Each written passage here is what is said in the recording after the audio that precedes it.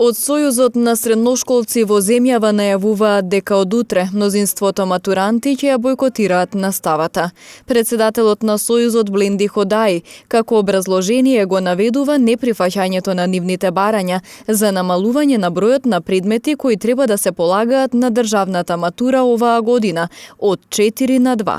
Првата барање е намалување на бројот на предметите од 4 предмети што моментално ги имаме за државната матура. Ние предлагаме да имаме само два предмети.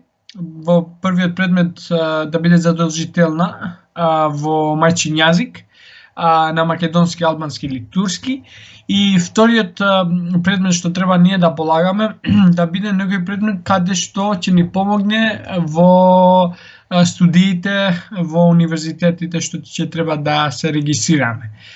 И другата барање е Министерството за образование и наука, исто така ДИЦ, Државниот испитен центар, да ги презентира како ќе се изгледат скратените програми и скратената курикула за испитот на државната матура, изучувана за време на COVID пандемијата.